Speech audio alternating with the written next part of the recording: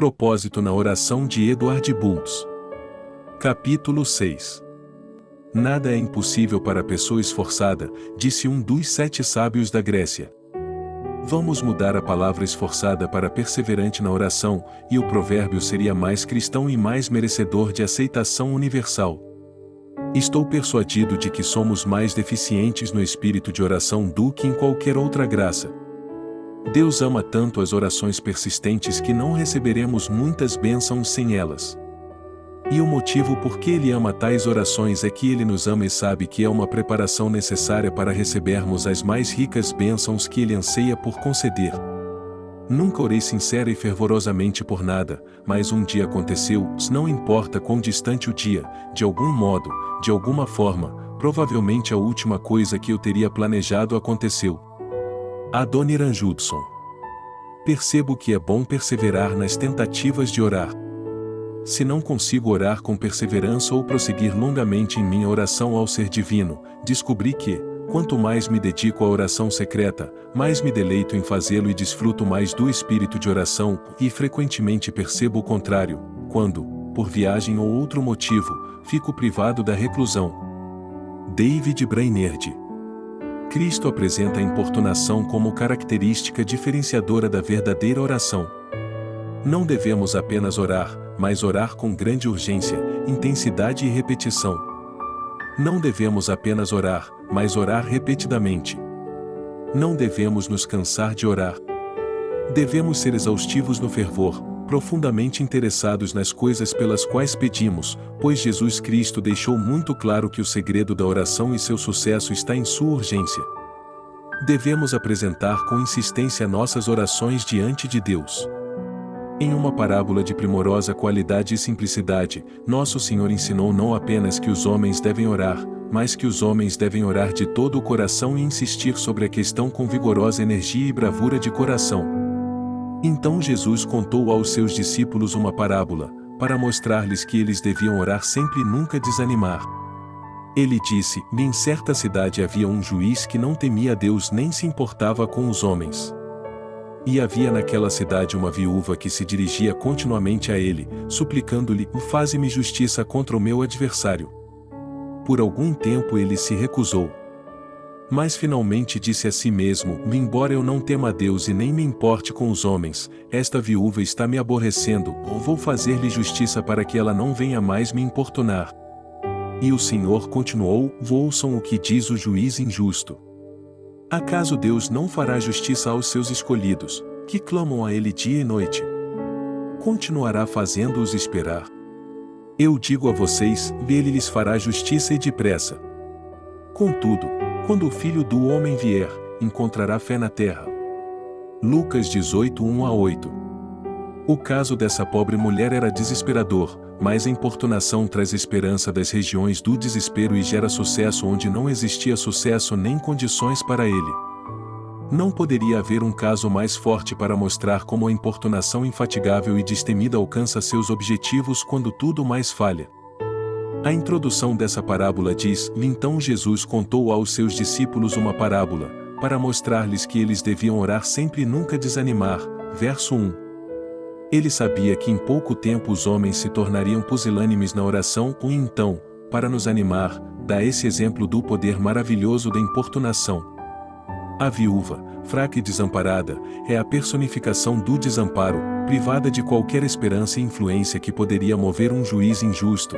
Mesmo assim ela é favorecida em sua causa em razão de sua importunação incansável e desagradável. A necessidade de importunação, seu poder e sua importância tremenda na oração poderiam ser retratados com mais profundidade ou em cores mais vivas. Ela transpõe ou remove os obstáculos, sobrepuja todas as forças resistentes e alcança seu fim diante de empecilhos invencíveis. Não podemos fazer nada sem oração. Todas as coisas podem ser feitas por meio da oração importuna. Esse é o ensino de Jesus Cristo. Outra parábola proferida por Jesus reforça a mesma grande verdade. À meia-noite, um homem vai à casa de um amigo pedir um pedaço de pão. Seu clamor é forte e baseia-se na amizade e nas exigências embaraçosas e exigentes da necessidade, mas tudo isso falha. Ele não consegue o pão, mas permanece e insiste, espera e recebe. A simples importunação tem sucesso quando todos os outros argumentos e influências já falharam. O caso da mulher cananeia é uma parábola em ação. Ela é barrada ao se aproximar de Cristo pela informação de que ele não receberia ninguém. Negam-lhe a presença dele e, quando está em sua presença, ela é tratada com aparente indiferença, com a frieza do silêncio e do desinteresse. Ela insiste e se aproxima, e a sua insistência e aproximação são repelidas pela declaração ríspida e esmagadora de que ele não foi enviado para a sua gente ou seu povo e de que ela está fora do âmbito da missão e do poder de Jesus. Ela foi humilhada ao ser chamada de cachorro. Contudo, ela aceita tudo isso, supera tudo, conquista todos com sua humilde, destemida e invencível importunação. O Filho de Deus, satisfeito, surpreso, conquistado pela importunação invencível da mulher, diz a ela: mulher, grande é a sua fé. Seja conforme você deseja. Mateus 15, 28. Jesus Cristo se rende à importunação de uma grande fé. Acaso Deus não fará justiça aos seus escolhidos, que clamam a Ele dia e noite? Lucas 18, 7. Jesus Cristo estabelece a capacidade de importunar como um dos elementos da fé, uma das principais condições da oração. A oração da mulher cananeia é uma demonstração do poder ímpar da importunação, de um conflito mais real e que envolve mais energia vital, resistência e todos os elementos elevados do que qualquer conflito ilustrado por Estimia ou Olímpia.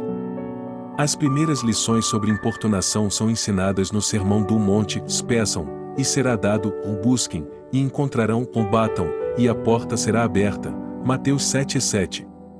Estes são os passos para avançar, pois todo o que pede recebe, o que busca encontra, e aquele que bate, a porta será aberta. Mateus 7:8. Sem continuidade, a oração poderá ficar sem resposta. A importunação consiste na capacidade de perseverar, de insistir, de esperar sem relaxar e sem largar, com desejo incansável e paciência tranquila. A oração importuna não é um incidente, mas o tema principal, ou não uma apresentação, mas uma paixão, ou não uma carência, mas uma necessidade. A oração em sua forma mais elevada e mais bem-sucedida assume a atitude de alguém que luta com Deus.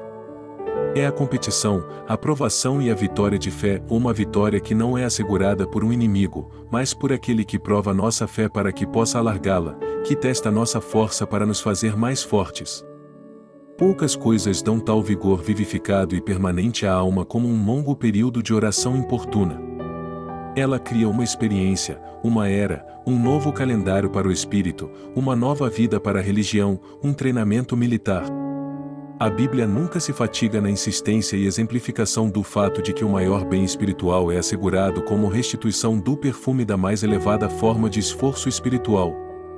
Não há encorajamento nem espaço na religião da Bíblia para desejos débeis, esforços indiferentes, atitudes preguiçosas, todos devem ser vigorosos, urgentes, ardentes. Desejos inflamados, insistência apaixonada, incansável, deleite celestial. Deus preferiria ter seus filhos em fervor incorrigível e ousadia persistente em seus esforços. O céu está ocupado demais para ouvir orações sem convicção ou responder a visitas rápidas. Todo o nosso ser deve estar engajado na oração, como John Knox, devemos dizer e sentir: dê-me a Escócia ou morrerei. Nossas experiências e revelações de Deus nascem do nosso custoso sacrifício, dos nossos custosos conflitos, das nossas custosas orações. A luta e toda uma noite de oração de Jacó constituem um momento que nunca seria esquecido na vida dele. Foi isso que trouxe Deus em seu resgate, que mudou a atitude e a conduta de Esaú, que transformou o caráter de Jacó, que salvou e afetou sua vida e entrou nos costumes de uma nação. Nossos períodos de oração importuna e persistente cortam como ponta de diamante os lugares mais duros e marcam nosso caráter com traços indeléveis. Eles são os períodos proeminentes da nossa vida. As pedras memoriais que permanecem e para as quais nos voltamos. Repetindo, a importunação é uma condição da oração. Devemos insistir no assunto, não com vãs repetições, mas com repetições urgentes. Repetimos, não para contar as vezes, mas para obter a oração. Não podemos deixar de orar simplesmente porque o coração e a alma estão na oração. Oramos-o com toda a perseverança. Apegamo-nos a nossas orações porque vivemos por elas. Insistimos nas nossas preces porque ou as alcançamos ou morremos. Cristo contou duas parábolas muito expressivas para enfatizar a necessidade de importunação na oração. Talvez Abraão tenha perdido Sodoma por não ter levado ao limite máximo seu privilégio de oração. Sabemos que Joás perdeu porque não persistiu firme. A perseverança conta muito para Deus assim como para o homem. Se Elias tivesse parado logo depois da primeira petição, dificilmente os céus teriam derramado chuva por sua débil oração. Se Jacó tivesse parado de orar quando fosse hora de dormir, dificilmente ele teria sobrevivido ao encontro com Esaú no dia seguinte. Se a mulher cananeia tivesse permitido que sua fé se enfraquecesse pelo silêncio, pela humilhação, pela repulsa, ou tivesse parado de lutar na metade do caminho, sua casa abatida pela aflição nunca teria sido iluminada pela cura de sua filha. Ore e nunca desista é o lema que Cristo nos dá para a oração. É o teste da nossa fé.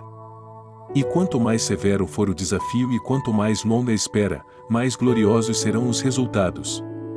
Os benefícios e a necessidade da persistência são ensinados pelos santos do Antigo Testamento. Homens de oração devem ser fortes na esperança, na fé e na oração. Eles precisam saber esperar e insistir, esperar em Deus e ser fervorosos ao se aproximar dele. Abraão nos deixou um exemplo de intercessão importuna em sua súplica apaixonada a Deus em favor de Sodoma e Gomorra, e se, como já indicado, ele não tivesse parado de pedir, talvez Deus não tivesse parado de conceder seu pedido. Abraão deixou de pedir antes de Deus ter deixado de conceder. Moisés ensinou o poder da insistência quando intercedeu por Israel por 40 dias e 40 noites com jejum e oração. E ele foi bem-sucedido em sua importunação. Jesus, em seu ensino e exemplo, ilustrou e aperfeiçoou esse princípio do Antigo Testamento suplicando e esperando. É bastante estranho que o único Filho de Deus, que veio em uma missão diretamente do Pai, cujo único céu estava na terra, cuja única vida e lei eram fazer a vontade do Pai nessa missão, que mistério ver que ele deveria estar sob a lei da oração, que as bênçãos que recebeu estivessem impregnadas e fossem conquistadas pela oração, ainda mais estranho que a persistência na oração tenha sido o processo pelo qual ele recebeu as mais ricas provisões de Deus.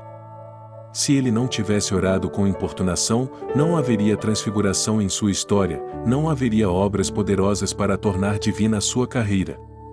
Sua noite de oração era o que enchia de compaixão e poder sua obra diária. As orações importunas de sua vida coroaram sua morte com triunfo. Ele aprendeu a mais elevada lição de submissão à vontade de Deus ao praticar a oração insistente e lutar com ela antes de exemplificar essa submissão de forma tão sublime na cruz. Quer gostemos quer não, disse Spurgeon, pedir é a regra do reino. Peçam, e será dado. Mateus 7,7. É uma regra que não será alterada em nenhuma situação. Nosso Senhor Jesus Cristo é o irmão mais velho da família, mas Deus não afrouxou a regra para ele. Lembre-se deste texto em que Jeová diz a seu próprio filho: Pede-me, e te darei as nações como herança e os confins da terra como tua propriedade. Salmos 2,8.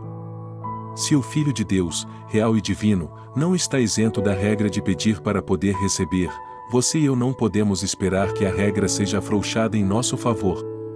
Por que deveríamos? Que motivo pode ser alegado para que fossemos isentos da oração?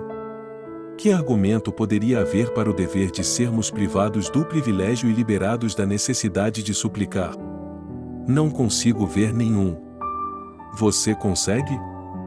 Deus abençoará Elias e enviará chuva do céu, mas primeiro Elias precisa orar. Se a nação escolhida tiver que prosperar, Samuel deve rogar por isso. Se os judeus devem ser libertos, Daniel deve interceder. Deus abençoará Paulo, e as nações se converterão por meio dele, mas Paulo deve orar.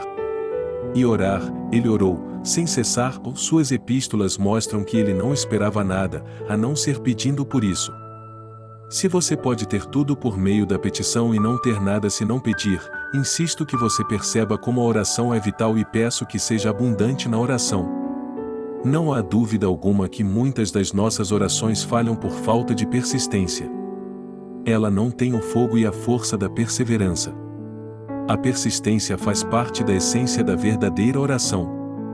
Talvez nem sempre se exija que ela entre em ação, mas deve estar lá como força de reserva. Jesus ensinou que a perseverança é o elemento essencial da oração. Os homens devem ter determinação quando se ajoelham aos pés de Deus. Muitas vezes, desanimamos e deixamos de orar exatamente quando deveríamos começar. Desistimos no momento exato em que deveríamos nos agarrar com força. Nossas orações são fracas porque não são motivadas por uma vontade incansável e irresistível. Deus ama quem implora com importunação e envia respostas que nunca seriam concedidas, a não ser pela persistência que se recusa a largar até que a petição almejada seja concedida.